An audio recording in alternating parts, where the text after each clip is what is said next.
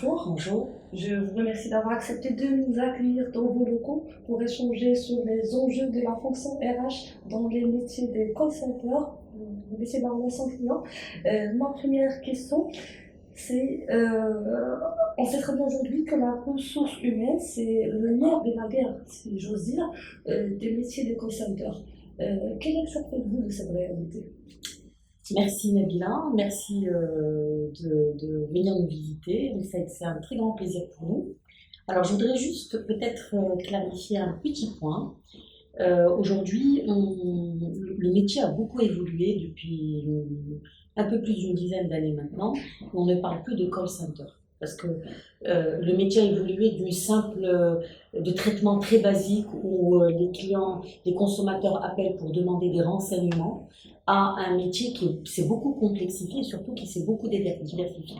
Aujourd'hui, on parle plutôt effectivement du métier de la relation client et aujourd'hui, nos clients donneurs d'ordre nous confient beaucoup de leurs processus qui sont des processus stratégiques chez eux, comme de l'assistance technique, comme de la modération de contenu, comme de la gestion de processus métiers, comme par exemple pour certaines compagnies d'assurance, comme du digital marketing, ça s'est tellement diversifié qu'aujourd'hui on ne peut plus tellement parler de call center parce qu'on ne fait plus que du call. Aujourd'hui nous représentons les marques de nos donneurs d'ordre auprès de leur consommateur final sur plusieurs aspects de leur métier. Et pour en revenir à ta question sur l'importance des ressources humaines dans nos métiers, elle est cruciale. Nous, on considère aujourd'hui que nos ressources sont notre premier capital. Nous n'avons pas de machines, nous n'avons pas de technologie, ou très peu, et que l'essentiel de cette relation, elle va passer par la capacité de nos collaborateurs à faire passer de l'émotion auprès du consommateur final. Et dans ce cadre-là, il est important de garder en tête une notion qui m'est très très chère, qui s'appelle la symétrie des attentions. Ça veut dire que si on veut que nos collaborateurs produisent de l'émotion, rendent des consommateurs heureux, nous devons avoir la même attention pour eux. Et donc nos clients aujourd'hui, moi je considère que nos principaux clients, ce sont d'abord nos collaborateurs. Plus concrètement, quels sont les enjeux de la fonction RH aujourd'hui dans le secteur des métiers de la relation client? Alors notre premier enjeu, c'est d'attirer des collaborateurs pour ce beau métier. Moi je considère aujourd'hui que moi ce secteur, je l'ai découvert il y a quelques années. Je ne suis pas issue de ce secteur. J'ai rejoint Majorel en 2014 et je suis arrivée un peu avec mes a priori comme tout le monde en me disant c'est un secteur difficile, c'est un secteur dur. On m'a même dit que c'était quasi inhumain. Et en fait, je découvrais un univers plutôt très structuré, avec un comité de direction et un top management qui a une sensibilité ressources humaines très très forte, très orientée valeur. Et honnêtement, depuis, j'exerce mon métier avec beaucoup de plaisir, parce qu'on me fait confiance et surtout parce que je n'ai pas à convaincre de l'importance de la fonction ressources humaines et de la place qu'elle doit occuper dans ce type d'activité. Et du coup, ce que je considère, c'est que c'est dommage qu'aujourd'hui, au niveau du marché, on garde à l'esprit des idées très préconçues qui datent d'il y a longtemps et qu'on ne donne pas la chance à ce secteur parce que dans la réalité aujourd'hui, je vois plutôt des collaborateurs qui arrivent sur des postes d'opération d'exécution, mais qui ont des chances énormes et des opportunités nombreuses d'évoluer vers des postes de top management très rapidement, avec un accompagnement de l'entreprise sur leurs différentes étapes de carrière, avec des efforts importants sur leur bien-être, avec des efforts importants sur le sens qu'on peut donner à ce qu'ils font, il y a une politique RH qui reste quand même très ambitieuse et très dynamique.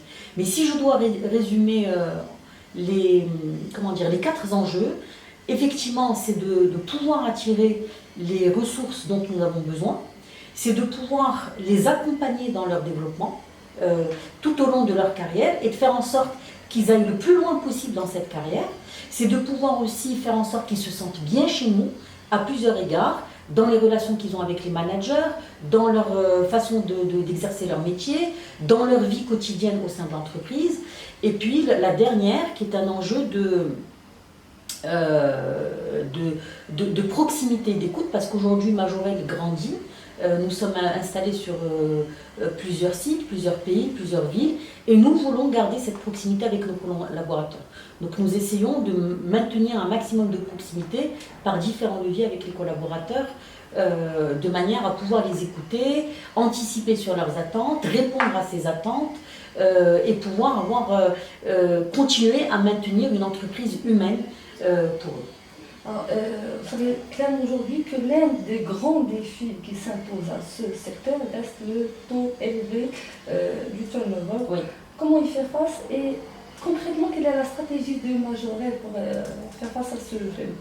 Alors nous, si je dois donner un parallèle avec un secteur pour vous faire comprendre cette histoire de turnover, on est un peu comme une célèbre enseigne de fast-food qui, dans ces métiers, quand vous allez commander chez eux, vous avez en face de vous des salariés qui, en dehors de leur travail, ont une vie à côté, sont en train de finir leurs études, sont en train de poursuivre leurs études. Nous, c'est pareil, c'est-à-dire qu'il y a une population que nous recrutons qui fait quand même une majeure partie notamment d'étudiants, soit en milieu de parcours, soit en fin de parcours, et qui à un moment donné vont nous quitter parce qu'ils rejoignent un peu leur domaine d'origine par rapport à leurs études, ou qui vont saisir des opportunités. Donc de toute façon, il y a un turnover qui est inhérent à nos métiers, qui est structurellement plus élevé. Maintenant, quand moi je vois le turnover de Majorel en particulier, il est beaucoup plus bas que la moyenne sectorielle, parce qu'on a énormément travaillé sur beaucoup de sujets. D'abord, on essaie de vérifier quels sont les profils qui, dans nos secteurs, s'épanouissent. Et donc, du coup, d'aller recruter ce type de profil à l'entrée pour pouvoir mieux cibler les candidats qui vont venir se sentir bien, avec qui il va y avoir effectivement un match avec le métier et qui vont se projeter dans l'avenir.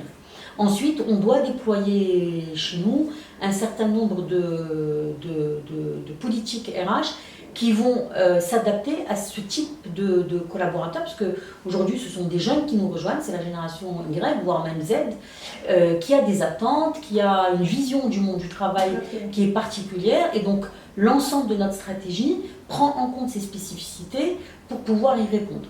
Et ça va passer de la manière dont les conditions de travail, la manière dont les sites sont conçus, sont structurés, sont aménagés, la manière dont les équipes RH vont interagir avec les collaborateurs. On travaille énormément la ligne managériale parce qu'une de nos spécificités également, c'est qu'il y a un levier de promotion interne assez important, il y a beaucoup de promotions internes, donc les collaborateurs peuvent faire des trajectoires d'évolution très rapide. Donc notre rôle à nous, c'est de les aider à assumer ce rôle de management, à être à l'aise dans ce rôle et surtout qu'il n'y ait pas de dégâts sur les équipes. Un manager inexpérimenté peut être maladroit avec ses équipes. Donc l'idée, c'est que surtout de travailler cette relation entre les managers et leurs équipes, parce qu'on sait que 80% de la motivation d'un individu va venir de la relation qu'il a entre lui et son manager. Peu importe les conditions qu'il y a autour. Et ça, c'est très important. C'est votre manager qui vous accompagne au quotidien, c'est lui à qui vous allez confier vos difficultés, c'est la manière dont il va réagir à ça va être déterminante dans votre engagement. On peut faire face ensemble aux difficultés parce que derrière, il y a quelqu'un qui nous fait confiance, en qui on a confiance, avec qui on s'entend bien. Et dont on perçoit qu'il est équitable, dont on perçoit qu'il est juste, dont on perçoit qu'il prend à cœur notre intérêt, notre développement. Tous ces facteurs-là sont vraiment extrêmement importants pour nous et pointus. Moi, je crois beaucoup à la notion de management bienveillant. C'est-à-dire qu'un manager peut se permettre d'être exigeant, mais derrière, il doit être à l'écoute. Il doit pouvoir comprendre et individualiser, personnaliser son management vis-à-vis de ses collaborateurs. Quand il a une équipe devant lui, il faut que chaque individu ait sa place. On est tous différents, on a tous des besoins différents, et la capacité d'un manager à adapter son management aux différents membres de son équipe va être vraiment importante. Je sous-entends que vous recommandez aujourd'hui aux entreprises d'adopter un style de management basé sur la bienveillance, la proximité, la confiance plutôt. Vous avez mis l'accent aussi sur les promotions, et qui dit promotion dit compétences. Si je vous pose la question aujourd'hui sur les compétences clés à booster, et quel rôle joue la formation dans ce cas? Alors, nous, il y a déjà au niveau enfin, déjà, on a des valeurs qui sont importantes pour nous et qui vont rythmer à la fois notre quotidien et nos politiques. Ces trois valeurs sont l'excellence, la créativité et le respect. Donc ces trois valeurs vont sous-tendre beaucoup de choses. Dans l'excellence, c'est l'envie de bien faire, c'est de pouvoir se dépasser, c'est pouvoir faire de son mieux, c'est d'être curieux, de pouvoir se former, s'auto-former, etc. Le respect va déterminer beaucoup de choses. C'est la capacité à respecter ses engagements, à respecter les collaborateurs, les collègues, à pouvoir dialoguer avec une communication qui est positive en interne, etc. Donc tout ça, ce sont un socle pour nous qui sont... Et puis on est dans des métiers de la relation client. Donc il y a des compétences, notamment le sens du service, l'esprit d'équipe, l'envie d'aider, l'envie de se rendre utile, qui sont importantes. Alors après, on a effectivement, pour nous, on considère que plus notre encadrement sera un bon encadrement et aura une posture managériale adaptée, plus les équipes vont se développer et vont pouvoir être performantes et vont se sentir bien. Donc on travaille aussi énormément sur les qualités d'encadrement de nos équipes et les capacités managériales. Donc dans ce sens, la formation, elle tient quand même une place extrêmement importante chez nous, avec des gros budgets. On a lancé, donc déjà nous avons une université interne qui s'appelle la Majorelle University. Et depuis un moment, on a lancé un parcours qui s'appelle la Management Academy, qui sont en fait non pas un parcours, mais plusieurs parcours. C'est-à-dire qui sont par exemple, en fait, si on prend la filière opérationnelle de nos métiers, je suis jeune primo-emploi, je viens d'intégrer le marché du travail, je suis recrutée par Majorelle sur un poste par exemple de chargé clientèle, je vais exercer mon métier, puis au bout de 3 mois, 6 mois, je vais voir passer une annonce qui me dit qu'on cherche aujourd'hui un chef d'équipe par exemple ou un superviseur d'équipe. Ce poste est amené à encadrer une douzaine de collaborateurs. Je vais postuler, je vais être reçue et je vais être acceptée, sachant que je n'ai jamais eu d'expérience d'encadrement. Je ne peux pas, aujourd'hui l'entreprise et la politique RH de l'entreprise ne peut pas concevoir qu'une fois qu'on a fini notre processus de sélection, qu'on a choisi un collaborateur à un poste de management, on le laisse se débrouiller tout seul. C'est pour nous inconcevable. Donc ce collaborateur, à partir du moment où il est nommé à un poste d'encadrement, va intégrer tout de suite un processus, un dispositif de formation où il va apprendre un tas de choses et de façon très concrète. Donc on a mis notamment on a travaillé avec des prestataires de renom très solides qui connaissent bien nos métiers.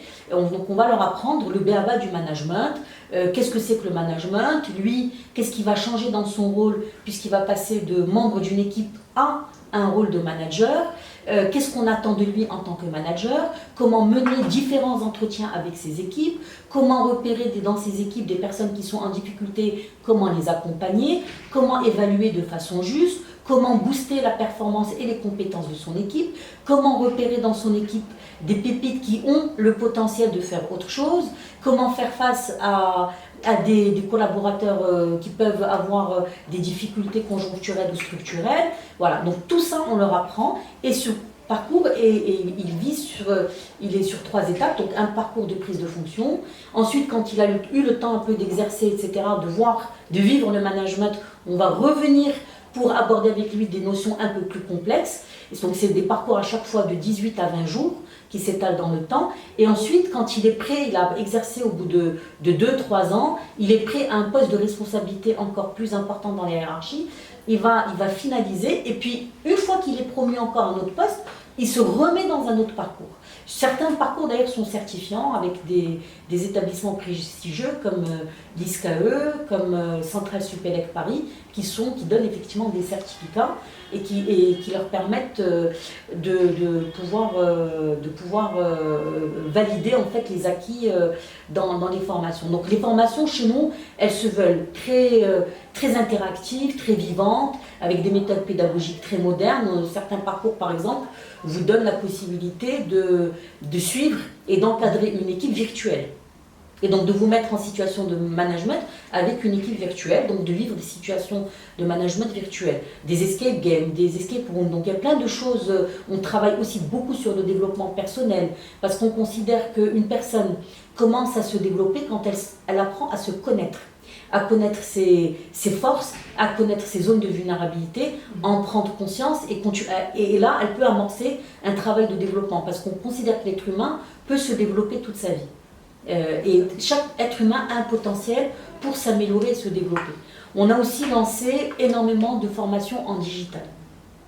Et on va d'ailleurs bientôt, on en avait une et aujourd'hui on a revu un peu notre politique là-dessus, mais mettre à la disposition des collaborateurs une plateforme de formation en digital où ils peuvent aller sur leur mobile se former sur les thèmes qu'ils veulent. D'ailleurs, nous avons lancé très récemment une bibliothèque en ligne où nos collaborateurs peuvent à la fois utiliser des livres qui vont directement les intéresser quand ils sont en train de faire des formations en cours, par exemple des livres sur de la physique, chimie, sur de la mécanique, que des formations, que des livres sur du développement personnel, que sur des livres sur des métiers de la RH, la compta, de la logistique, que sur des livres qui peuvent les intéresser à titre personnel, comme des romans, comme la santé, comme la nutrition, etc. Donc c'est 1 million de références et cette bibliothèque est complètement ouverte et accessible gratuitement à l'ensemble de nos collaborateurs. Madame, justement, vous avez identifié plusieurs compétences clés à développer. J'aimerais bien vous poser la question sur la méthode ou bien les actions que vous mettez en place pour accompagner les collaborateurs dans leur développement de carrière. Alors, nous, on a une spécificité dans notre secteur, c'est que les collaborateurs arrivent, ils viennent de quitter l'université, ils nous rejoignent et donc pour nous, la plupart d'entre eux n'ont jamais connu d'autres entreprises. Et donc notre politique de développement RH, elle vient les accompagner pour qu'ils soient, que toute leur carrière soit accompagnée par un certain nombre de mesures qui vont pas leur faire sentir qu'en fait ils ont commencé chez nous et ils n'ont pas connu d'autres entreprises. Donc l'idée c'est de diversifier leurs expériences, de les accompagner en termes de formation et de les accompagner à faire face à leur rôle progressivement. Donc notre politique de développement RH, elle repose sur plusieurs choses. D'abord, comment nous faisons un feedback à nos collaborateurs sur leurs compétences et sur leurs performances. Et ce feedback-là doit être le plus constructif possible et le plus objectif pour que les collaborateurs puissent savoir quelles sont les forces et comment ils peuvent s'améliorer. Il y a aussi la place de la formation dont j'ai dit tout à l'heure qu'elle était très importante. Donc il y a beaucoup de possibilités de se former, la bibliothèque virtuelle, les formations en présentiel, les formations digitales, etc. Même dans la manière d'ailleurs dont on forme aujourd'hui, on sort du format classique avec le PowerPoint, le formateur. On essaie de faire entrer des nouvelles techniques de formation via les serious games, via l'improvisation, via il y a plein de choses qu'on essaie de mettre en place de manière à ce que la formation soit plus digeste et plus efficace et plus agréable aussi. Ensuite, on a tout ce qui est détection de talents et accompagnement de ces talents. Donc la détection des talents, aujourd'hui, il y a ce qu'on appelle, nous, les people reviews, qui nous aident en fait à identifier des potentiels et à les accompagner pendant toute leur trajectoire, via différents programmes. Et l'accompagnement de ces talents, c'est ces programmes-là qu'on met en place.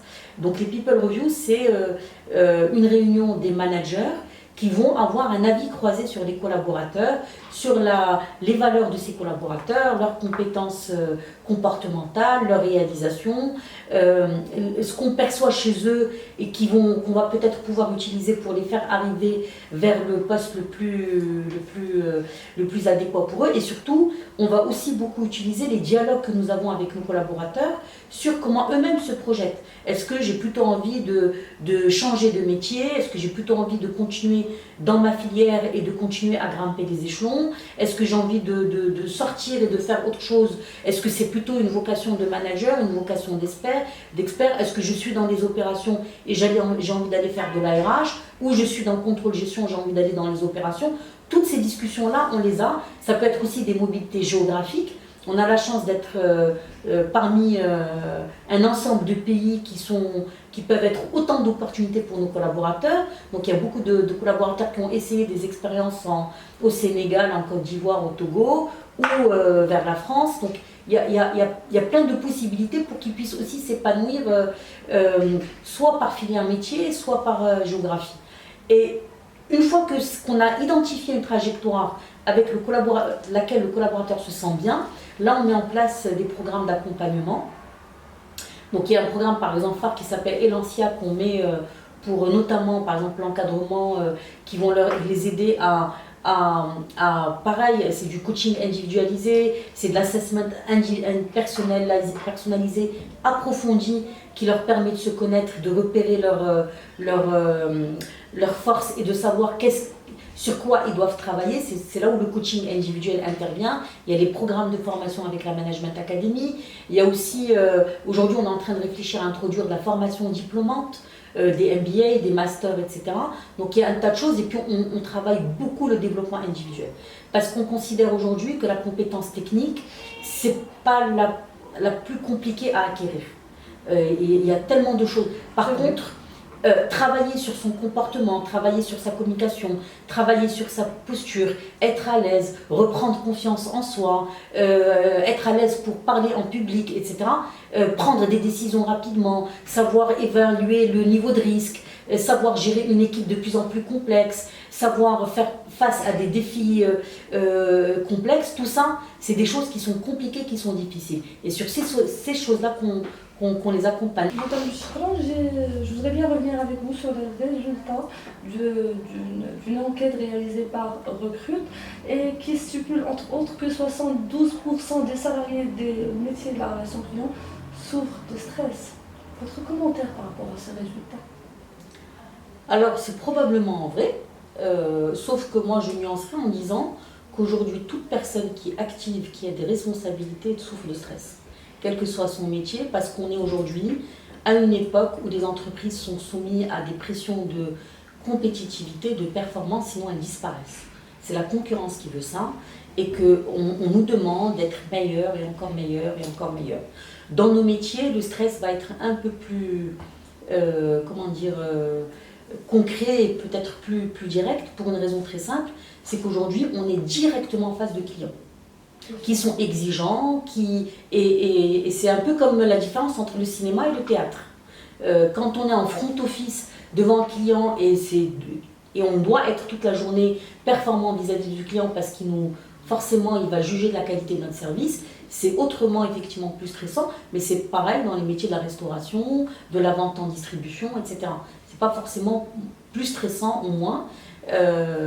Maintenant, c'est vrai que, encore une fois, je vais redire, on fait un focus sur ce secteur-là parce que dans le temps, il y a eu des choses et du stress, des choses particulières qui se sont passées, des incidents.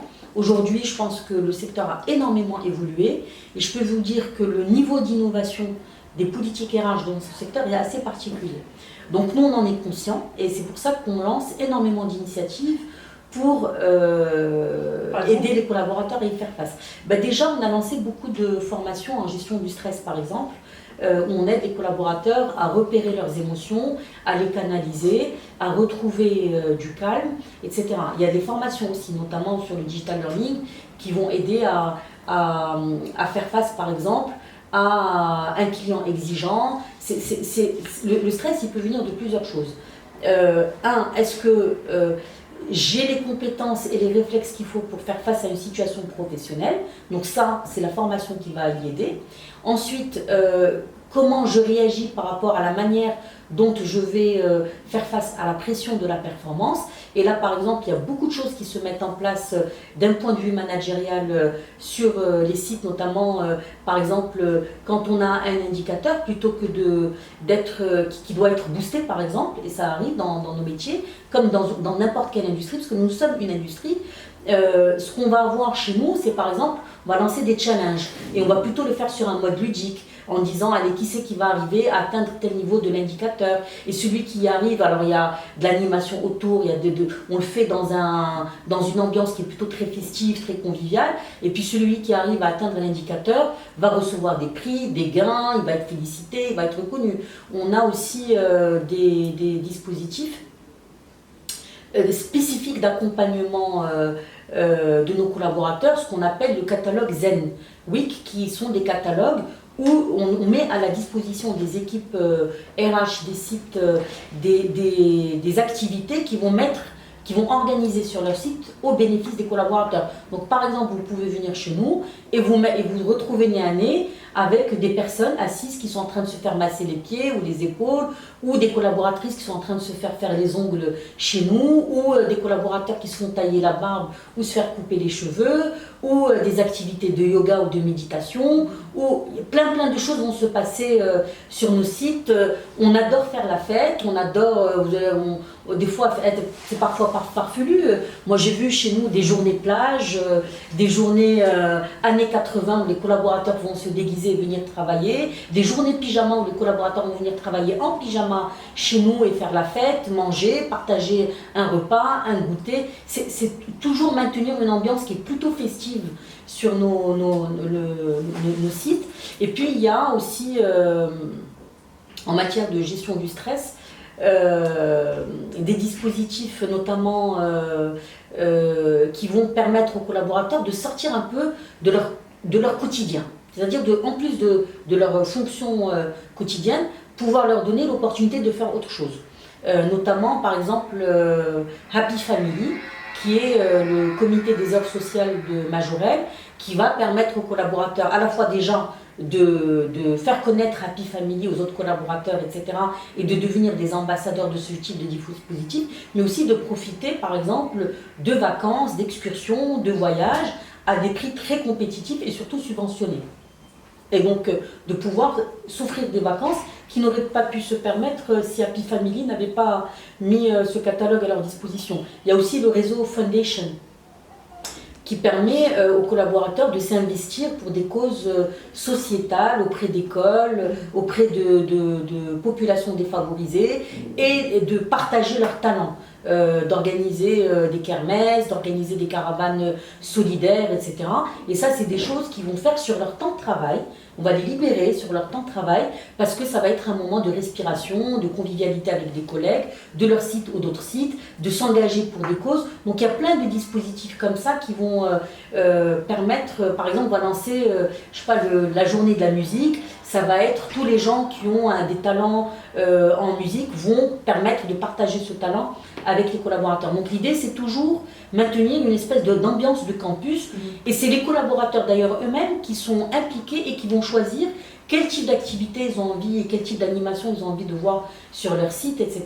Il y a aussi une politique bien-être liée à la santé au travail qui est portée par nos médecins du travail et qui va, elle, être aussi extrêmement active sur le terrain et qui va veiller à, effectivement, aider les collaborateurs et le manager à faire face à des choses, le tabagisme, la nutrition, mieux dormir, parce que le stress, il vient aussi de là. Comment mener Et donc, c'est des ateliers de sensibilisation, c'est des accompagnements individualisés, etc. Donc, il y a plein de choses qu'on met en place de façon très continue pour justement faire en sorte qu'au final, on a les ressources, parce qu'on souffre tous de stress. Quel que soit... moi, je travaille depuis de longues années maintenant. Je n'ai jamais eu un travail où c'était pas stressant. On a toujours une pression des objectifs. À partir du moment où on a un minimum d'ailleurs de conscience professionnelle et des responsabilités, on va avoir le stress. Maintenant, comment rendre ce stress positif? Et c'est ça toute la mission, tout l'enjeu que nous avons. Une dernière question. Le secteur est fortement impacté par le phénomène de la digitalisation. Comment vous vous adaptez à cette transformation rapide? Alors, nous déjà, on a la chance quand même de travailler avec beaucoup de jeunes. Donc la digitalisation, ils sont nés avec, ils ont été biberonnés avec, et c'est pas du tout un enjeu pour eux. Maintenant, quand on dit digitalisation, dans notre secteur, il y a un fantasme qui dit qu'à un moment, les robots vont remplacer les êtres humains. C'est pas vrai du tout.